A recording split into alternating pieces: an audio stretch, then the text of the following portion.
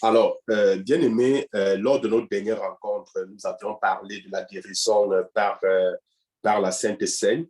Donc, je vous ai fait comprendre que la communion est établie sur le repas de la Pâque. La communion ici est une nouvelle alliance. Donc, c'est une alliance établie que le Seigneur établit avec nous. Et nous avons dit que la Sainte Seine est pour nous souvenir de Jésus. C'est une célébration de sa mort, de sa résurrection. Et nous avons dit que la Sainte Seine est pour le discernement de son corps.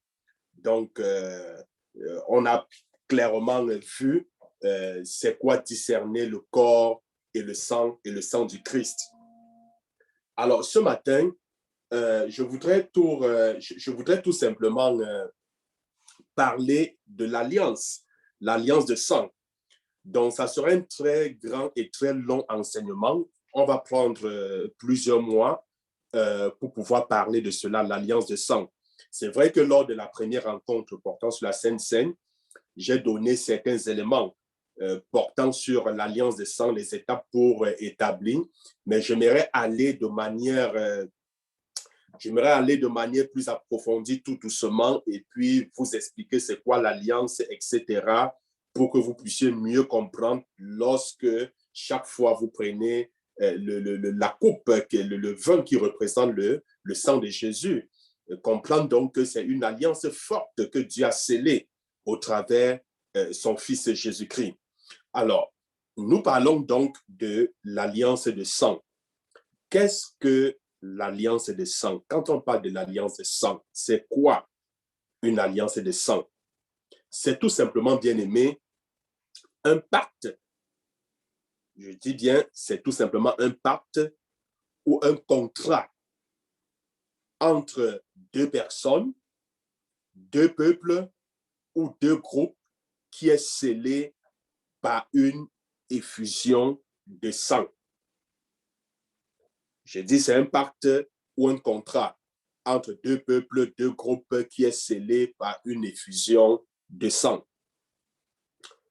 C'est en fait le pacte, quand on parle des pactes, parce qu'il y a plusieurs pactes, c'est le pacte le plus sacré, le plus durable et le plus contraignant que les hommes aient jamais connu.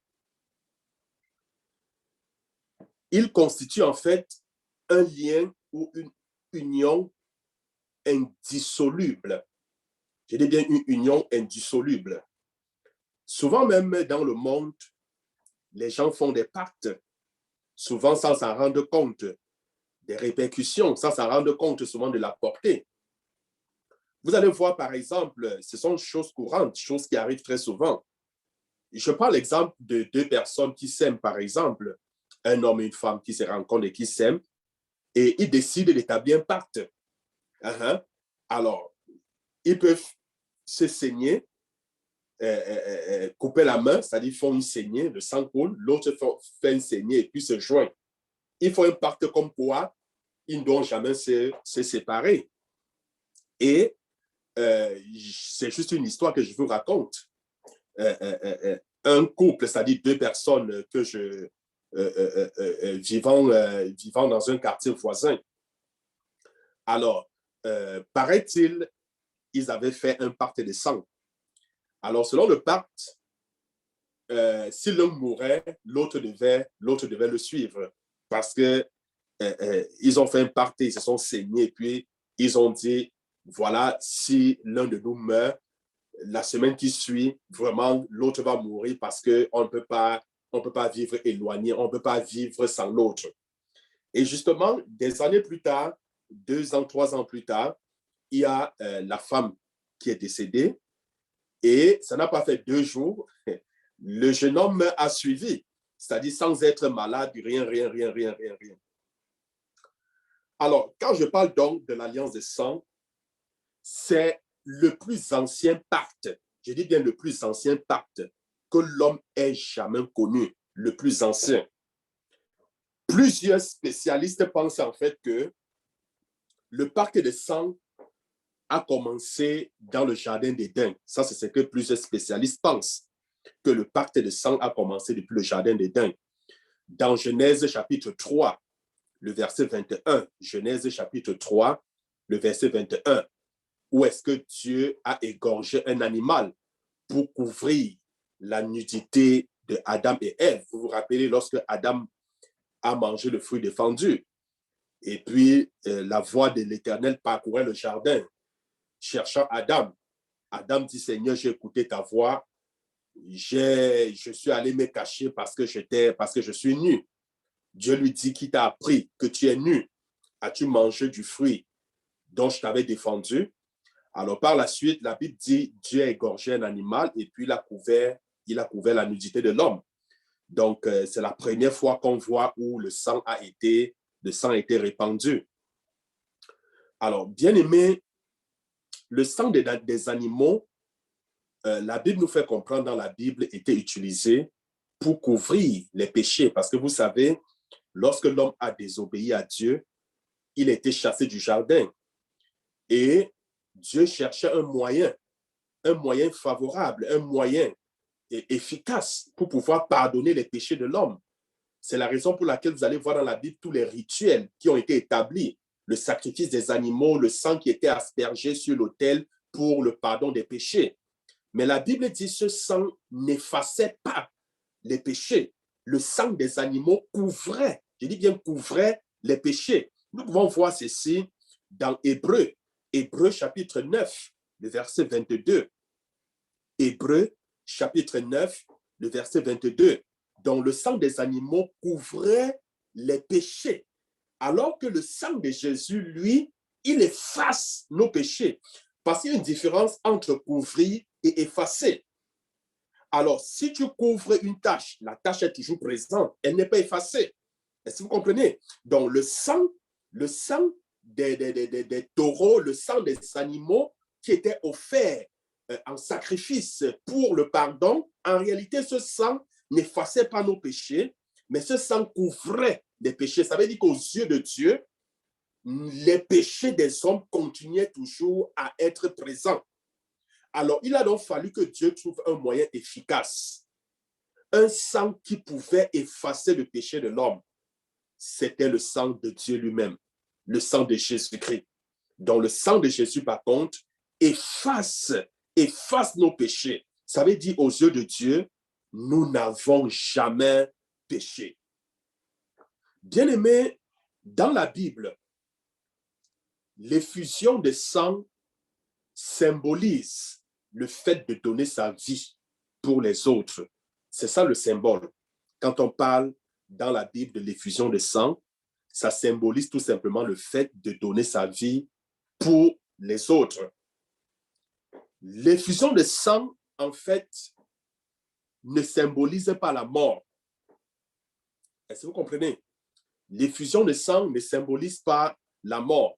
Si vous prenez vos Bibles dans Lévitique chapitre 17, le verset 14.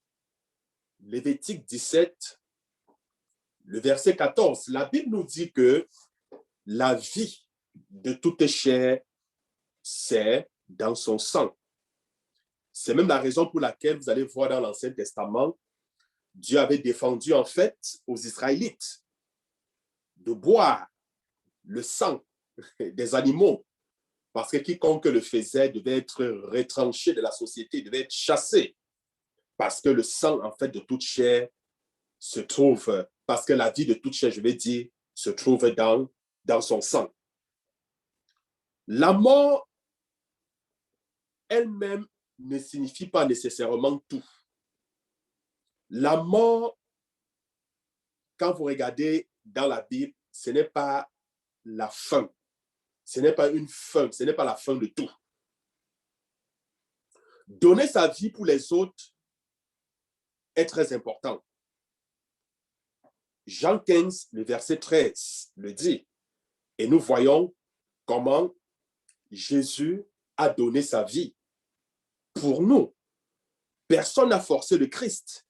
Est-ce que vous comprenez? Personne n'a obligé Jésus à donner sa vie. Il a donné sa vie lui-même de son propre gré. Il a volontairement donné sa vie. Quel amour! Et la Bible dit, bien aimé, il n'y a pas un amour aussi grand, aussi fort, aussi puissant que de donner, que de dessaisir sa vie pour ceux que l'on aime. C'est pour cela que nous voyons dans Jean, la Bible dit quoi? La Bible dit Dieu a tant aimé le monde.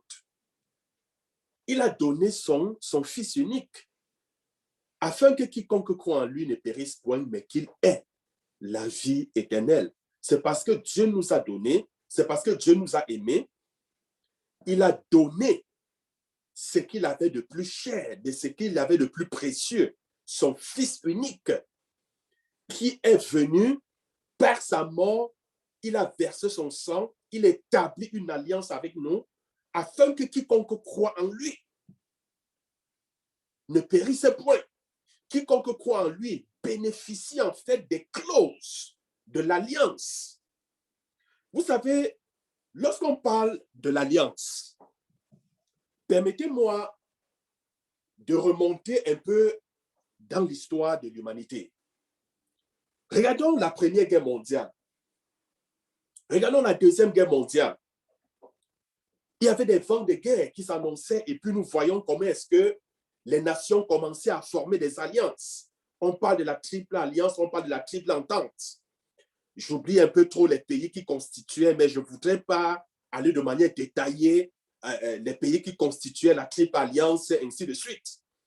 Mais tout simplement, les pays dont on décidé, parce qu'il y avait un vent de guerre, il y avait des menaces, les pays dont ont décidé de se mettre ensemble, de former une alliance. Prenons la Chine, le Japon, par exemple, et l'Ukraine, qui décident de se mettre ensemble. Ou alors prenons la France, les États-Unis et l'Allemagne, qui décident de se mettre ensemble. Ils forment une alliance en disant que si un ennemi attaque l'un de nous, nous sommes tous concernés. Est-ce que vous comprenez? C'est ça une alliance. Si un ennemi attaque, par exemple, les États-Unis, la France sera concernée, l'Allemand sera concerné. Ça veut dire que quoi? Ça veut dire que cet ennemi n'aura pas affaire tout simplement aux États-Unis, mais il aura affaire avec tous les pays qui font partie de l'Alliance.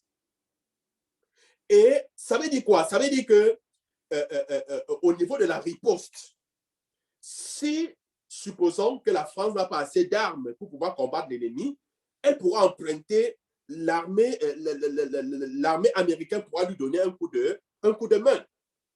Elle pourra bénéficier des armes de la stratégie de l'armée américaine. Donc, c'est très important la notion d'alliance. Et quand on parle de l'alliance de sang, ce que j'aimerais que vous compreniez, c'est que l'alliance de sang, en fait, c'est un pacte illimité. C'est un pacte illimité. Tous les actifs, les dettes, les passifs, talents et propriétés communes. Je dis bien, tous les actifs, les dettes, les passifs, talents et propriétés communes. Les actifs d'un partenaire sont partagés avec l'autre partenaire. Les actifs d'un partenaire sont partagés avec l'autre partenaire. Les dettes d'un partenaire sont partagées avec l'autre partenaire. La plupart des contrats aujourd'hui sont de nature limitée. Est-ce que vous comprenez? Quand on fait des contrats, c'est très souvent limité. Exemple, le contrat de peinture d'une maison n'inclura pas le travail d'électricité, par exemple. L'alliance de sang est un contrat illimité. Je dis bien, c'est un contrat illimité qui affecte tous les domaines de la vie respective des alliés. Ça affecte tous les domaines respectifs. Je dis bien tous les domaines respectifs. Ça veut dire que dans cette alliance, mes problèmes deviennent les problèmes de Dieu. Les problèmes de Dieu deviennent mes problèmes. C'est comme ça l'alliance que nous avons établie. Si, au travers du sang de Jésus, nous avons une alliance avec le Seigneur, ça veut dire quoi? Ça veut dire que Dieu fait de mes problèmes ses problèmes. Dieu fait de mes ennemis ses ennemis. Je fais des problèmes de Dieu mes problèmes. Est-ce que vous comprenez? C'est la raison pour laquelle qu'est-ce qu'il dit? Il dit, prenez sur moi. Il dit, venez à moi, vous tous qui êtes fatigués, vous tous qui êtes chargés, je vous donnerai du repos. Il te dit que ton fardeau est lourd, que tu ne peux pas le porter. Le Seigneur voudrait porter ton fardeau, ton problème, mais en retour, il voudrait mettre son fardeau sur toi, parce qu'il dit son fardeau est léger. Son fardeau est léger. Donc, bien aimé, dans cette alliance établie, les propriétés de Dieu deviennent nos propriétés, notre propriété. Est-ce que vous comprenez? Dans cette alliance, nous avons le droit légal de nous servir des armes de nos alliés. Ça veut dire quoi? Ça veut dire que nous avons le droit de nous servir des armes de Dieu. Et cette alliance n'a été que possible par le sang de Jésus qui a été versé sur la croix. Ça veut dire que à partir, grâce au sang de Jésus qui a été versé, nous sommes devenus partenaires avec Dieu. Nous sommes entrés dans une alliance avec Dieu. Désormais, nous avons le droit d'utiliser les armes de Dieu. Nous avons le droit d'utiliser le nom de Jésus. Le nom de Jésus qui est une arme forte, une arme redoutable. Le nom qui nous a été donné, le nom par lequel nous sommes sauvés. Et à la mention de ce nom, la Bible dit, tout genou fléchi, toute langue confesse, il est Seigneur. Par cette alliance, nos problèmes deviennent les problèmes de Dieu. Les problèmes de Dieu deviennent les nôtres. Il y a échange, bien-aimés. Je vous disais, nos dettes deviennent les dettes de Dieu. Nos dettes deviennent ses dettes. Nos dettes deviennent ses dettes. Donc, la plupart des contrats aujourd'hui, bien-aimés, comme je vous disais, sont des contrats de nature limitée. Ce sont des contrats de nature limitée. Je vous ai donné un exemple. Le contrat de peinture, par exemple, d'une maison n'inclura pas le travail d'électricité. Alors, je vous donnais juste cet exemple pour vous faire comprendre que l'alliance des sang, en fait, est un contrat. Quand on parle d'alliance ou contrat, c'est un contrat illimité. Illimité. Ça, c'est un point très important.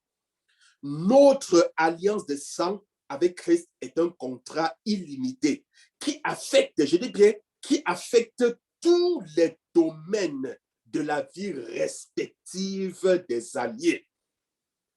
L'alliance de sang que Christ a fait affecte tous les domaines de nos vies. Nous qui sommes des alliés, nous avons accepté cette alliance en acceptant Christ comme notre Maître et Seigneur.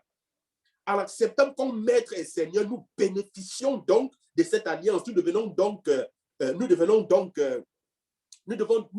alliés de cette alliance. C'est une alliance qui ne se rompt jamais. C'est une alliance qui ne se rompt jamais. Tu ne peux pas rompre cette alliance. L'alliance de sang, en fait, est universelle. Elle est connue à l'échelle mondiale par tous les peuples. Dans tous les peuples, on va vous parler de l'alliance de sang. Au Cameroun, on va vous parler de l'alliance de sang. Même ici au Canada, c'est universel. Les gens connaissent, même dans les sociétés, dans les sectes pernicieuses, ils font des alliances de sang. À l'échelle mondiale, c'est connu. Elle est absolument sacrée. Je dis bien, c'est une alliance très sacrée chez les peuples primitifs. Très, très sacrée chez les peuples primitifs. Partout où elle est pratiquée, on n'a jamais entendu dire qu'elle a été rompue. Donc, l'alliance de sang, c'est une alliance très forte. C'est pour cela qu'avant de faire ce genre d'alliance, souvent les gens qui le font, on n'a pas le droit de faire ce genre d'alliance avec quelqu'un d'autre. Est-ce que vous comprenez? C'est-à-dire, parce que quand vous mettez à dos, vous commencez à faire des alliances et qu'il y a effusion de sang, ce n'est pas bien. Mais avec Jésus, nous avons une alliance. Donc, comme je dis, difficile à rompre, très difficile à rompre. Alors, quelles sont donc les raisons? Je me pose la question. Quelles sont les raisons pour lesquelles les hommes font des alliances? Pour quelles raisons est-ce que les hommes font des alliances? La première chose, c'est pour s'assurer une protection mutuelle. Je me suis rendu compte que les hommes font des alliances pour s'assurer une protection mutuelle. Prenons le cas de la Première Guerre et de la Deuxième Guerre mondiale. Pourquoi les alliances ont été mises sur pied? C'était pour s'assurer une protection mutuelle. Un individu faible ou une tribu faible fait alliance avec un autre individu ou une autre tribu beaucoup plus forte qu'elle ou lui pour se protéger. Est-ce que vous comprenez? Une nation qui est faible va toujours aller vers une nation forte, va toujours aller vers une nation puissante pour pouvoir établir une alliance afin d'être protégé par cette nation. Un individu faible ira toujours vers un individu fort pour établir une alliance afin d'être protégé. Regardez par exemple les États-Unis. Vous allez voir pourquoi beaucoup de pays voudraient être en partenariat, avoir des alliances avec les États-Unis, parce qu'on sait que c'est la première nation, la nation la plus puissante au monde. Et que si on parvient à avoir quelconque alliance, mais on bénéficie donc de sa protection. Bien aimé, attaquer un allié, c'est attaquer les deux alliés. Quand vous êtes en alliance, quand tu attaques un allié, alors tu attaques les deux. Les autres alliés viendront à leur secours. C'est inévitable. Ils viendront à leur secours. Alors, nous sommes en alliance avec Dieu par le sang de Jésus. Nous sommes alliés avec Christ. Ça veut dire quoi? Ça veut dire que si quelqu'un m'attaque, Dieu viendra à mon secours. Est-ce que vous comprenez? C'est la raison pour laquelle il dit, nous sommes la prunelle de ses yeux. Nous sommes la prunelle de l'œil de l'Éternel. Ne dit-il pas, je fais de vos ennemis mes ennemis, dit l'Éternel. Il dit, quiconque se liguera contre toi tombera sous ton pouvoir. Il dit, tombera sous ton pouvoir. Il dit dans Josué chapitre 1, regardez le verset 5, il dit, je serai toujours avec toi, comme j'ai été avec Moïse. Nul ne se tiendra devant toi. Personne ne te fera opposition, parce que je serai là pour combattre pour toi. Je serai là pour combattre pour toi. Il dit, comme la fumée se dissipe, ainsi, moi, l'Éternel, je dissipe tes ennemis. Je dissipe tes ennemis. Comme la scie fond au feu, ainsi, je fais disparaître tes ennemis, dit l'Éternel des armées. Donc, nous comprenons donc que, à cause du sang de Jésus, de l'alliance du sang de Jésus, quand nous sommes attaqués, Dieu vient obligatoirement à notre secours. Il vient à notre secours à cause de cette alliance. Nos ennemis deviennent ses ennemis, nos problèmes deviennent ses problèmes. Bien-aimés, la deuxième raison pour laquelle les hommes font des alliances, c'est pour des buts commerciaux. Pour des buts commerciaux ou d'affaires.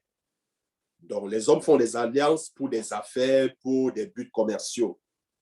Les partenaires commerciaux font alliance pour que les uns n'abusent pas de la confiance des autres. Très souvent, c'est comme ça.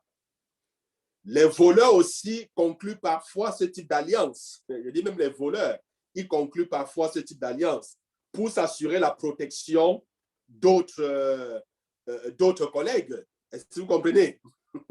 Parce que même les voleurs se volent entre eux. C'est bizarre de voir les voleurs se voler entre eux. Donc, ils se font très souvent aussi ces genres d'alliances afin de ne pas être abusés par d'autres collègues. Bien aimé, la troisième raison pour laquelle les hommes font les alliances, c'est par amour. Je dis bien par amour. Par amour. L'amour est la raison principale pour laquelle certaines établissent des alliances. Je dis bien, c'est souvent la raison principale.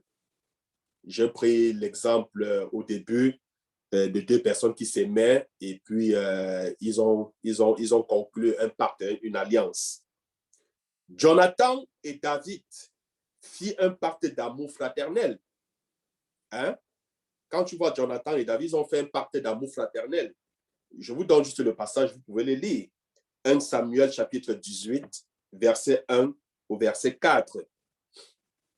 1 Samuel chapitre 18, verset 1 et 4. Parfois, les entailles faites sur les corps des mariés sont un signe d'une union inséparable. Hein? Il y a certaines tribus où on fait des entailles, est-ce que vous comprenez, sur le corps des mariés, sur le corps des mariés. Donc, quand deux personnes se marient, vous allez voir faire des entailles sur les corps.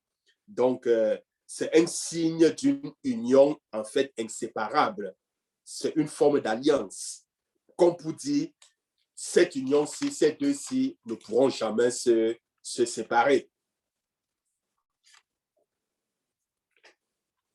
Alors, parlons de la matérialisation d'une alliance de sang. Comment est-ce qu'une alliance de sang est matérialisée? Par des entailles, je vous l'ai dit tantôt, par des entailles faites par exemple sur les paumes des mains, suivies d'une poignée de main. Vous allez voir, certains gens vont se tailler, hein? Et puis le sang va couler, et puis ils vont se serrer, les mains, ils vont se serrer les mains.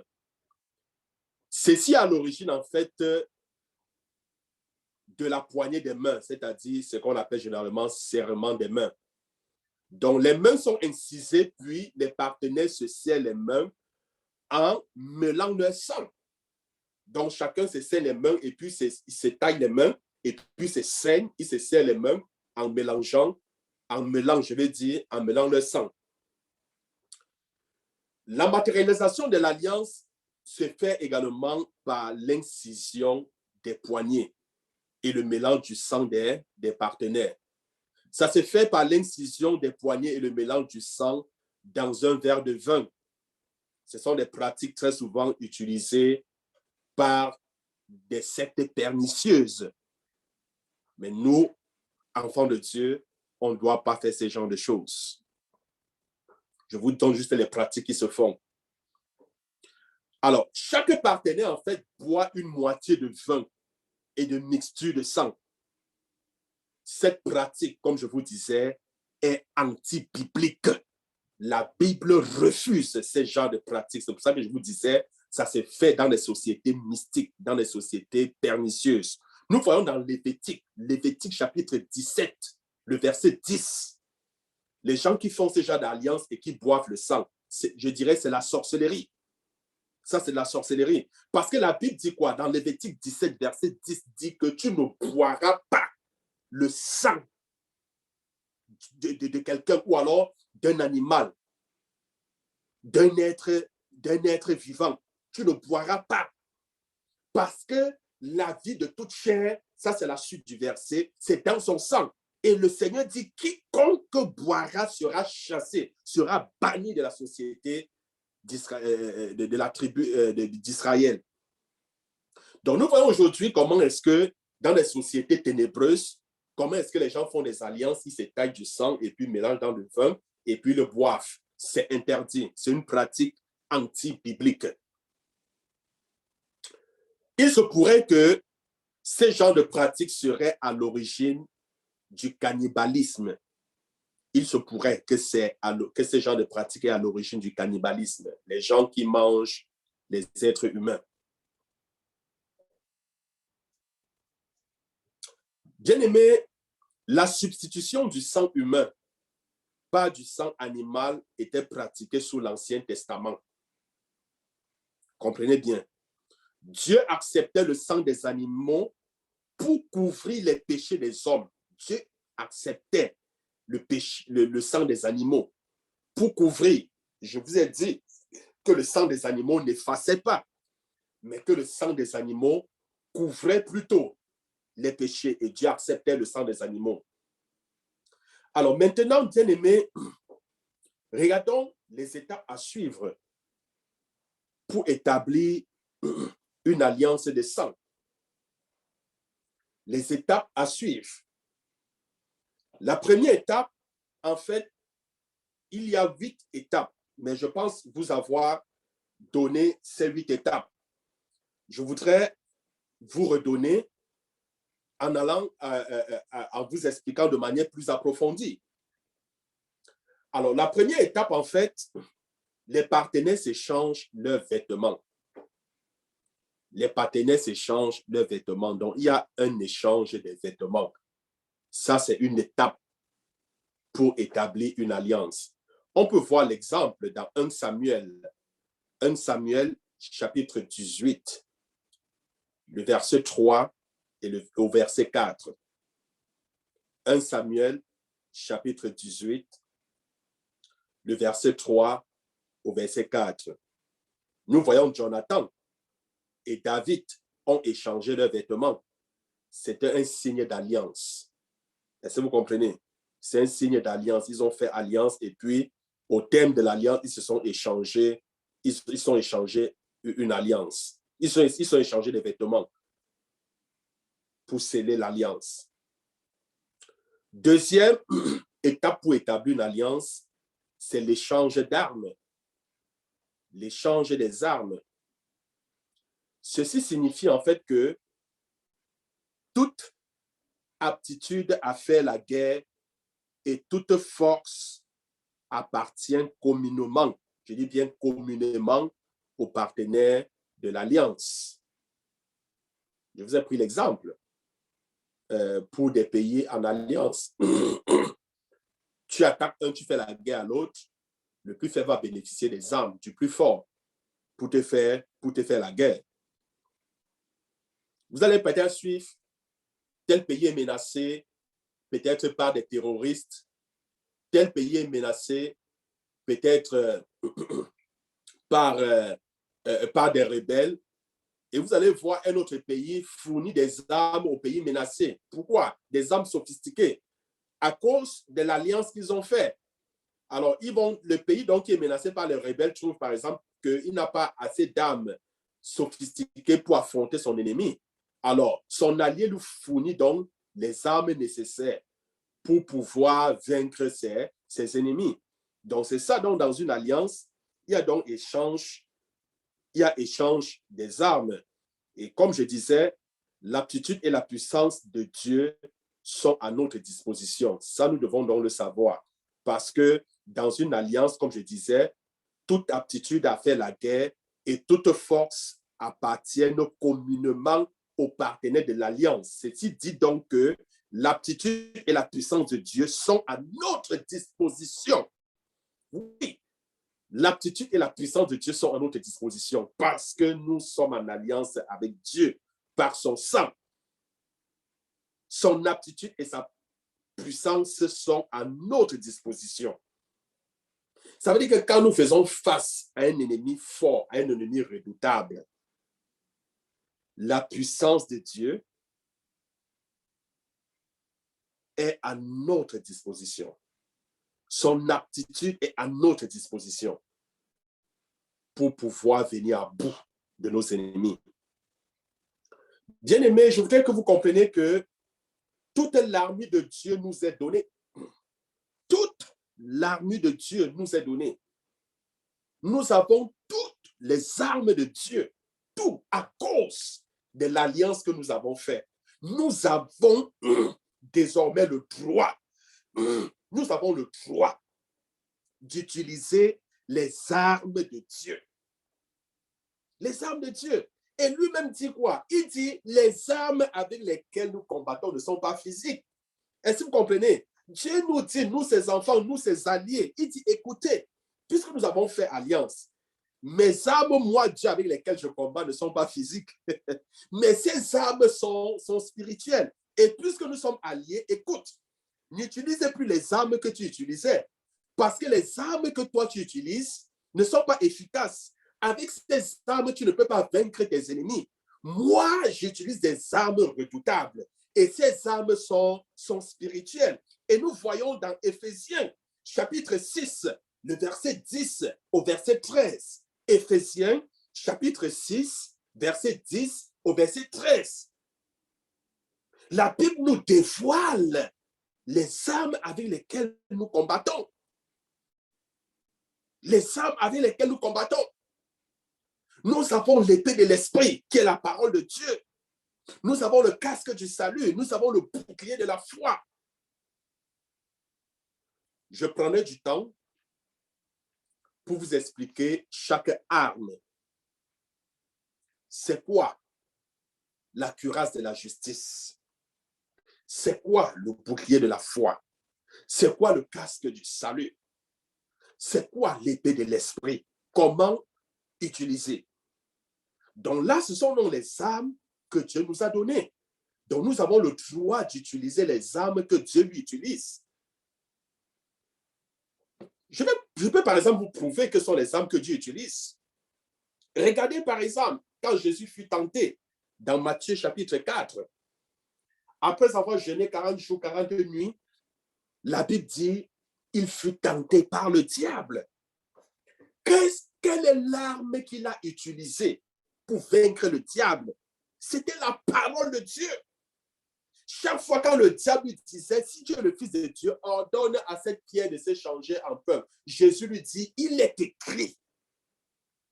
Il est dit, il est dit, il est écrit.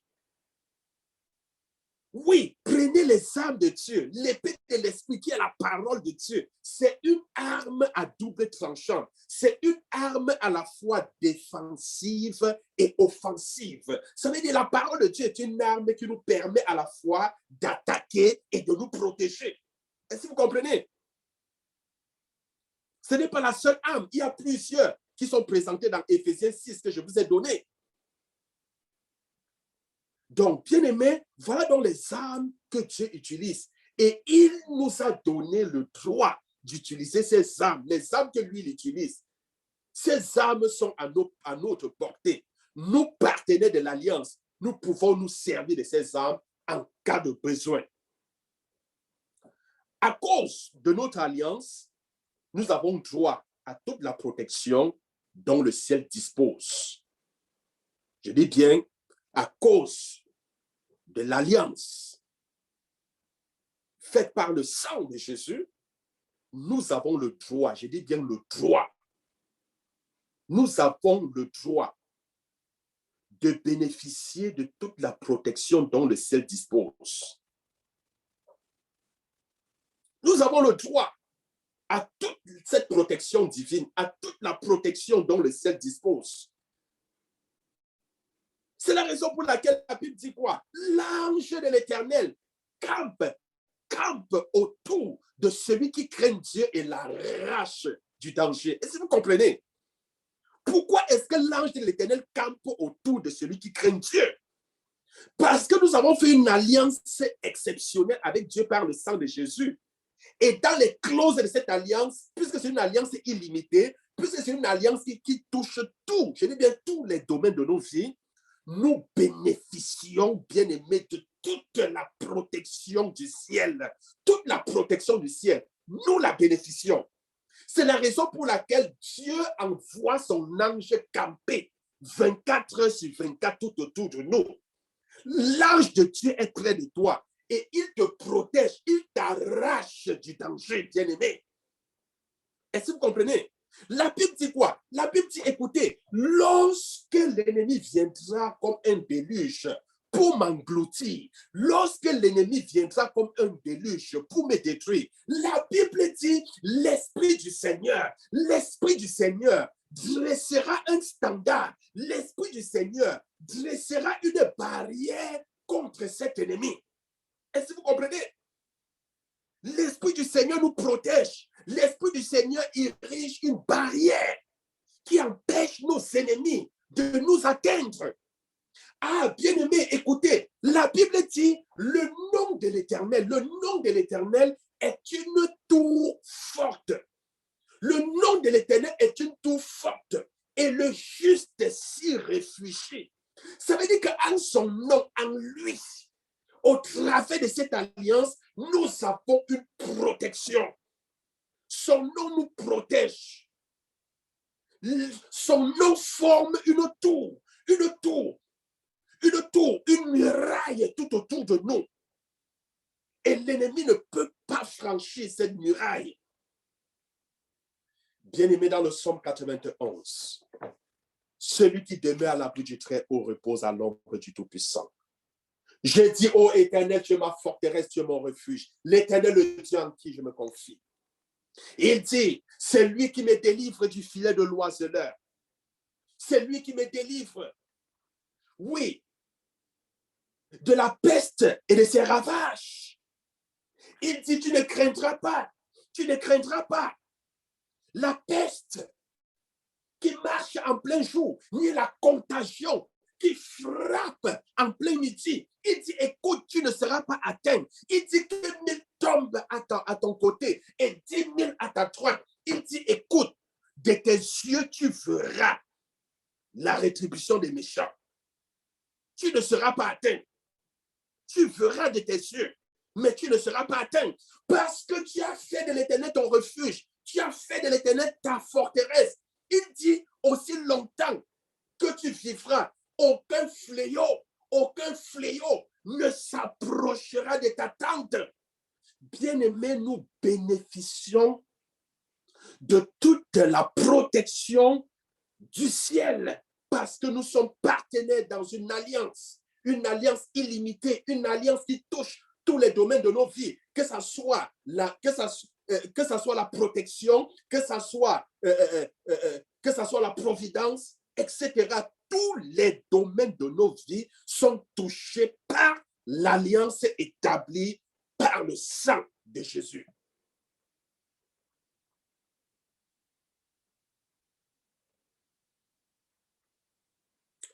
Bien-aimés, troisième étape pour établir une alliance, c'est l'échange de noms.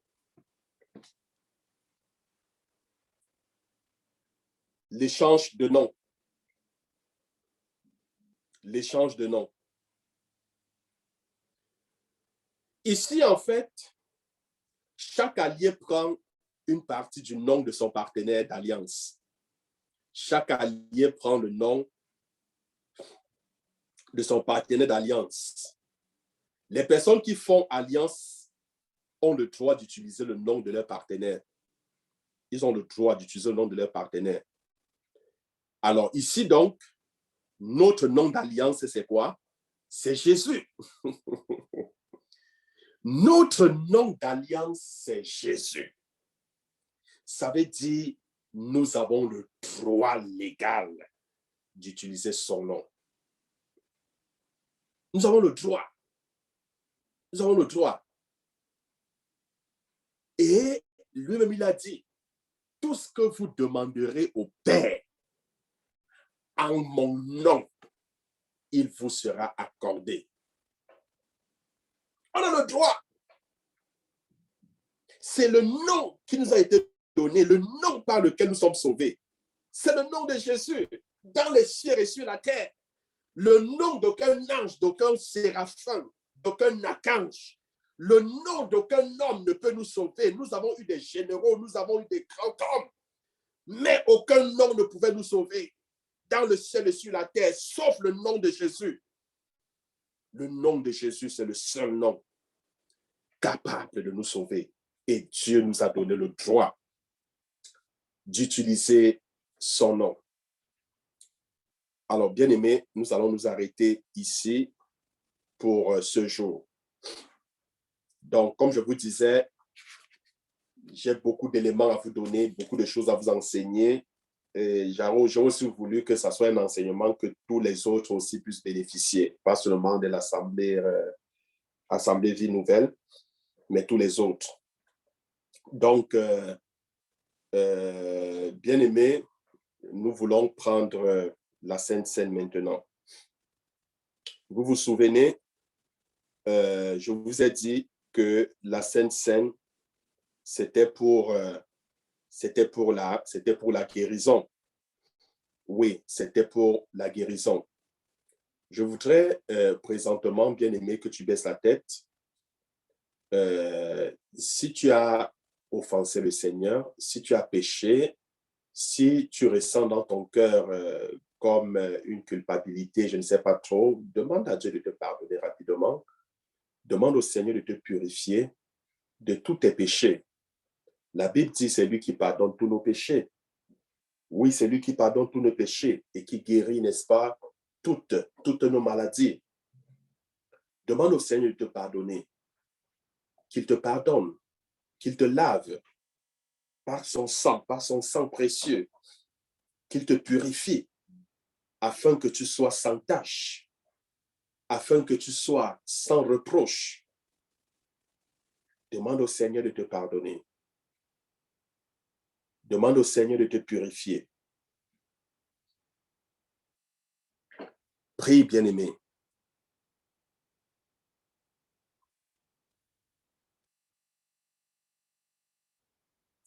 Bien-aimé, la Bible dit, dans la nuit où il fut livré, il prit du pain et après avoir rendu grâce, il le rompit et dit, ceci est mon corps qui est rompu pour vous. Faites ceci en mémoire de moi. Je voudrais donc prier pour le pain que tu as pris, pour le vin également que tu as pris, que le Seigneur puisse bénir, que le Seigneur puisse sanctifier. Ce pain est le corps de Christ qui a été rompu, qui a été brisé pour nous. Ce corps qui était parfait, oui, ce corps a été meurtri. Ce corps a souffert à cause de nous. Ce corps n'a jamais connu de péché. Ce corps est rempli de la vie de Dieu. Ce corps est rempli de la puissance de Dieu. Et bien aimé, comme tu prends de ce corps, que tout ce qui est comme maladie en toi puisse disparaître au nom de Jésus. Que toute maladie quitte ton corps. Que toute maladie quitte ton corps. Parce que là, tu prends un corps parfait, un corps sain, le corps de Christ. Tu ne peux pas le prendre et demeurer dans la maladie. Non. C'est la raison pour laquelle, à l'instant que tu vas prendre ce corps, ce pain, ce corps qui était brisé pour toi, ce corps qui était donné pour toi, que la puissance de Dieu agisse en toi et que toutes les parties de ton corps qui souffrent reçoivent la guérison. Bien-aimés, nous le faisons en mémoire du Seigneur. En mémoire du Seigneur. De même, j'aimerais que tu tiennes ta coupe de vin. Après avoir soupé, il prit la coupe et dit, cette coupe est la nouvelle alliance à mon nom, à mon sang. Faites ceci en mémoire de moi toutes les fois que vous en boirez. Faites ceci en mémoire de moi. Bien-aimés, nous avons vu que Christ a établi une alliance formidable, parfaite, au travers de son sang. Oui, en prenant de ce sang, nous nous rappelons des clauses de l'alliance. Nous nous souvenons qu'au travers de son sang qu'il a versé pour nous, nous bénéficions aujourd'hui des armes de Dieu. Nous sommes partenaires avec Dieu. Nous recevons la protection de Dieu. Son alliance touche toutes les parties, tous les domaines de notre vie. Oh, bien-aimé, nous rendons grâce à l'Éternel et nous le bénissons pour cette alliance parfaite qu'il a accomplie par son sang. Par son sang qui était versé, nos péchés qui jadis étaient couverts par le sang des animaux est désormais effacé, complètement effacé par son sang, par son sang. Merci Seigneur pour ton sang que tu as versé pour nous. Nous prenons donc ton pain, nous prenons donc ton sang en mémoire de toi. J'aimerais que tu prennes le pain, que tu manges et puis que tu prennes également et que tu prennes le sang.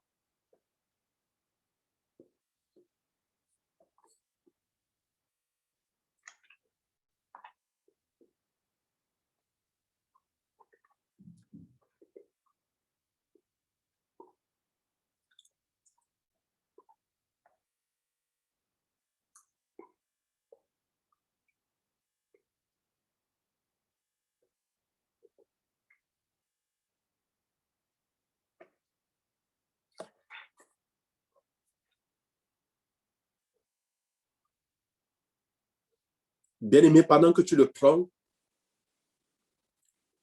c'est le corps de Christ que tu es en train de prendre. Et dans un esprit de prière, dis-toi bien, avec une ferme conviction, avec cette ferme conviction, que tu ne peux pas prendre ce corps parfait, ce corps qui n'a pas connu la maladie, ce corps qui renferme la vie, qui renferme toutes les vertus de la santé et continue à être malade. Pendant que tu prends, tu obtiens ta guérison au nom de Jésus. Obtiens ta délivrance au nom de Jésus. Que toutes les parties de ton corps qui souffrent, je dis, reçoivent la guérison au nom de Jésus. Bien-aimé, prends de son sang et bois.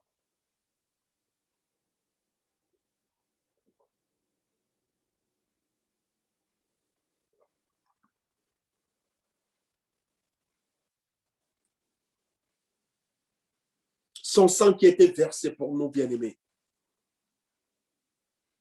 Jésus a dit, faites ceci en mémoire de moi. Bien-aimé, j'aimerais que tu essaies de visualiser jusqu'à présent, jusqu'à maintenant, ce que le sang de Jésus est pour toi. C'est par amour que Jésus a versé son sang pour toi. Son sang efface complètement nos péchés. Grâce à son sang, nous avons la victoire sur nos ennemis. Christ a établi une alliance parfaite. Une alliance qui touche tous les domaines de nos vies par le sang de Jésus. Est-ce que tu peux dire merci au Seigneur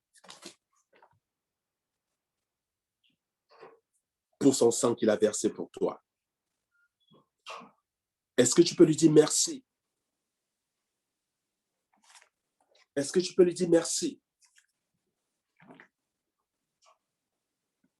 La Bible dit qu'il n'y a pas un amour aussi grand, aussi fort, aussi puissant que de donner sa vie pour ceux que l'on aime.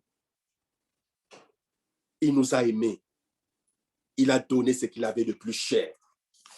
Il a donné ce qu'il avait de plus précieux. Jésus, son Fils unique, qui a versé son sang afin d'établir une alliance illimitée, une alliance forte, puissante, dont nous bénéficions aujourd'hui. Est-ce que tu peux rendre grâce à Dieu? Merci Seigneur.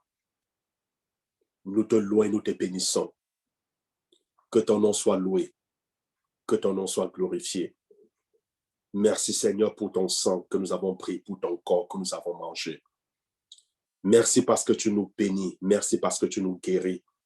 Merci parce que tu nous protèges. Merci Seigneur, parce que tu es notre tout. Car sans toi, nous sommes perdus. Sans toi, nous ne pouvons rien faire. Reçois l'honneur et la gloire. Au nom de Jésus-Christ, nous avons prié. Amen. Amen. Amen. Amen. Que le Seigneur vous bénisse. Et béni.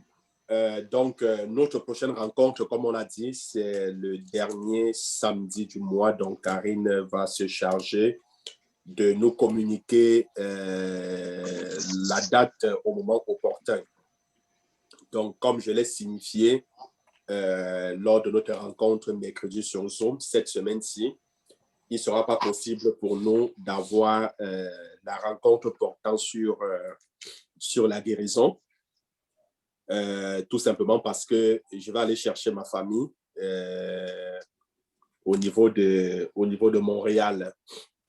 Donc, je ne sais pas si je vais les chercher le 4, le 5 ou le 6, mais il